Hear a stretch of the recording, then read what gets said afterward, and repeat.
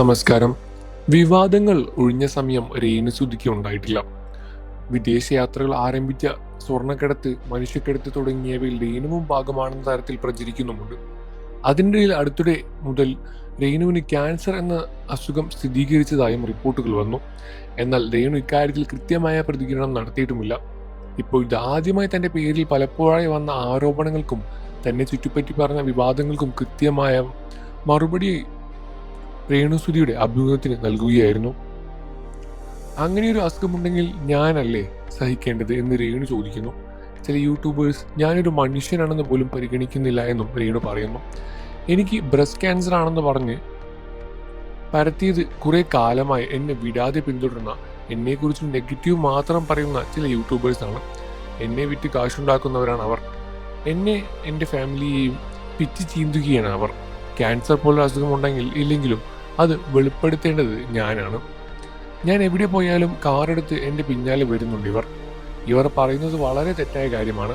പിന്നെ ആശുപത്രിക്കാർ ചെയ്ത് എത്തിക്സ്. എനിക്ക് ക്യാൻസറുള്ള വാർത്തയറിഞ്ഞ് ഒരുപാട് നല്ല മനുഷ്യർ വിളിച്ച് സങ്കടത്തോടെ സംസാരിച്ചു. ഒന്നും ഞാൻ അവരോട് വിശദീകരിച്ചില്ല. വിഷമിക്കാതെന്ന് മാത്രമാണ് മറുപടിയും പറഞ്ഞത്. എനിക്കെതിരെ മുൻപും നിരവധി ആരോപണങ്ങൾ വന്നിട്ടുണ്ട്. അബോർഷൻ കേസ് വരെ അതിൽ ഉൾപ്പെടും. യൂറിനറി ഇൻഫെക്ഷൻ വന്ന് ഗൈനക്കോളജിസ്റ്റിനെ കാണാൻ പോയപ്പോൾ അതും ഫോട്ടോ എടുത്ത് പബ്ലിക്കിൽ ചെയ്ത് ക്യാഷ് ഉണ്ടാക്കാൻ എൻ്റെ കൂടെ കൂടിയവരുണ്ട്.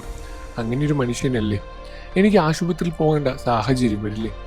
എന്നെ വിറ്റ് കാശുണ്ടാക്കുന്നവർ എനിക്ക് അസുഖമാണെന്ന് അറിഞ്ഞാൽ അതിൽ നിന്നും കുറച്ച് ചികിത്സയ്ക്കായി തരികയല്ലേ വേണ്ടത്? അല്ലാതെ മനസാക്ഷിയുള്ളവർ ചെയ്യേണ്ടത് ഫോൺ തുറക്കാൻ പറ്റാത്ത അവസ്ഥയാക്കി മാറ്റുകയാണ്. എനിക്ക് ക്യാൻസറാണെന്ന വാർത്തയാണ് എയറിലും. അങ്ങനെ ഒരു അസുഖമുണ്ടെങ്കിൽ ഞാനല്ലേ സഹിക്കേണ്ടത്? എൻ്റെ കൂടെ ഇടുന്ന സഹിക്കാൻ ഇവർക്ക് പറ്റുമോ? രേണുസുധിക്ക് എന്തു വന്നാലും വന്നില്ലെങ്കിലും അത് പേക്കൂത്തായി പോകുന്നത് എങ്ങനെയാണ്? ആ അസുഖമുണ്ടെങ്കിലും ഇല്ലെങ്കിലും മനക്കരുത്തോടെ മുന്നോട്ട് പോകും.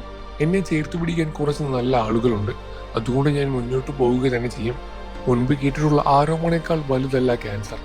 എനിക്ക് അസുഖമാണെന്ന് കുട്ടി ആഘോഷിച്ചു നടക്കുന്നവർ മനുഷ്യരല്ല, പിശാചുക്കളാണ്. എൻ്റെ കുടുംബം ഇനി കേൾക്കാൻ ഒന്നുമില്ല.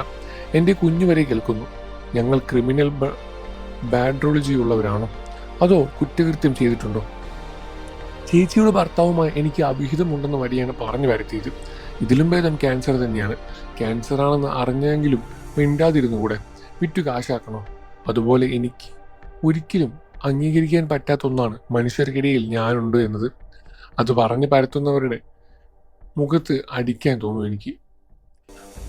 മറ്റൊന്ന്, എൻ്റെ കുഞ്ഞിൻ്റെ അപ്പൻ വേറെയാണ് എന്നതാണ്. അതിനെല്ലാം ഭേദമാണ് ക്യാൻസർ എന്നും രേണുസുധി പറയുന്നു. ദുബായിൽ വെച്ചാണ് താരത്തിന്റെ ക്യാൻസർ കണ്ടെത്തിയതും അസുഖവുമായി ബന്ധപ്പെട്ടുള്ള ടെസ്റ്റുകൾ രേണു പരമേലെ ആശുപത്രിയിൽ എത്തിയതിനു ശേഷമാണ് എന്നും സോഷ്യൽ മീഡിയയിൽ പ്രചരിക്കുകയായിരുന്നു.